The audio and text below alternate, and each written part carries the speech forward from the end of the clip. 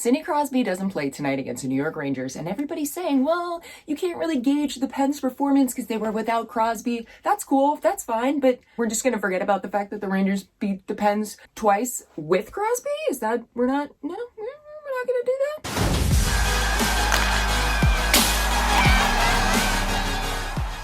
What's up, guys? Welcome back to the Glove Drop. Tonight, the New York Rangers, for the third time in 3 weeks, beat the Pittsburgh Penguins. It was the sweetest one of all. The Rangers shut them out 3-0. Igor Shesterkin shut the door on them, and the frustration was evident. It was like watching a frustrated group of middle school girls freaking out. Sidney Crosby did not play tonight. He was sick.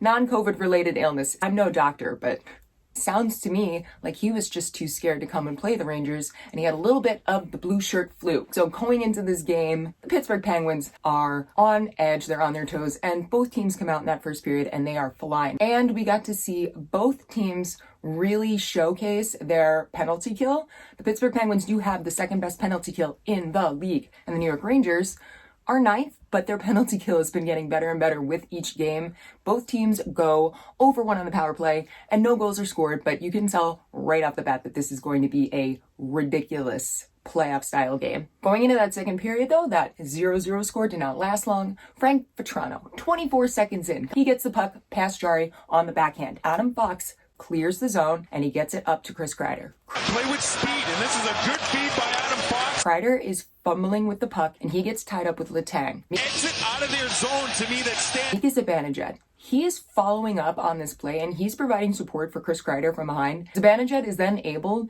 to gain somewhat control of the puck and put a nice little tip on it. He tips it across the crease. Able to go 200 feet of the ice. And Frank Vatrano is right there. The Pittsburgh Penguins have 3 guys back. Letang is obviously tied up with Kreider. They are looking over at him expecting a shot to go off, and Tristan Jarry has already gone down to try and control the puck, try and get anything on it to stop the play. Him already falling into that position on that left side makes it so that Vatrano has the entire right side of the net wide open. And then eventually create this scoring opportunity. That type of pressure, that type of follow-up, and that battling for pucks is so key right now for the New York Rangers. Yes, they can pass, they can make great plays, but when the puck is bouncing around and it's loose, that is the time when the players need to step up even harder, because those loose pucks are the pucks that make a difference when it comes down to the playoffs. About 10 minutes into the second period, Artemi Panarin, in his 500th NHL game, he scores on the backhand as well. Trouba sets up Panarin, backhander, score!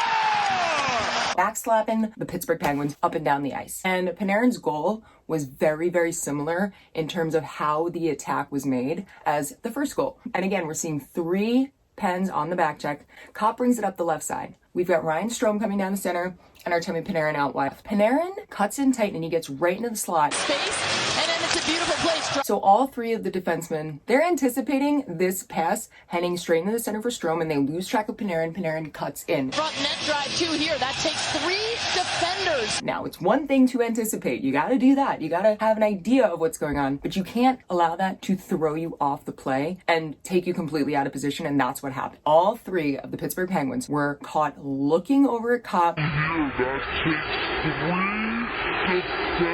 waiting for this pass to come through to Strome, and Panarin just slides up right in the slot, right off the backhand. And this falling out of position for the Pens makes it even more difficult for Jarry, because he is getting unintentionally screened by his 3 teammates. We all know that the New York Rangers love to give it an extra touch or an extra pass, or essentially just play with it too much and not get the shot off.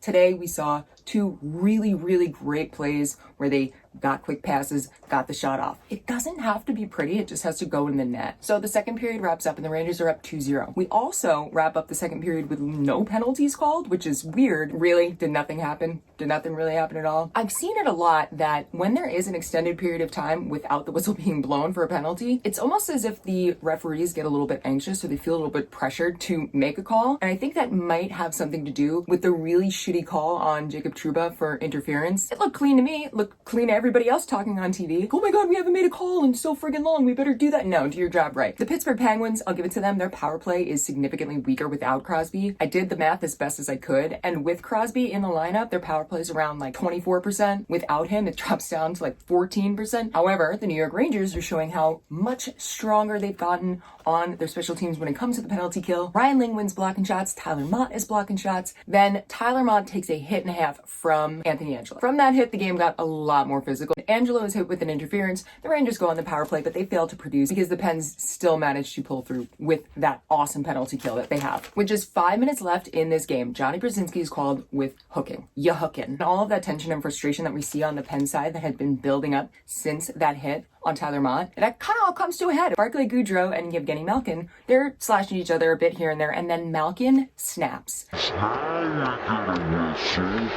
This is a problem. Evgeny Malkin cannot handle his emotions. And for somebody who's been in the league for that long and has had so much experience with what it takes to win, you would think, like, buddy, get thicker skin. Malkin can't do it. He just cannot chill the out. And Goodrow and Malkin get after it. Crosby, come get your boy. We see Matheson come in hot, and he wants to get in on the fun. And then Goodrow jerseys him. A linesman steps in to try and break them up. Matheson's jersey's over his head, and he thinks that he's face washing Goodrow. He has got his whole glove all up in the face of the linesman. And the linesman breaks them up, and all of a sudden I realize, holy shit, Matheson and Freddie Anderson, are you the same person?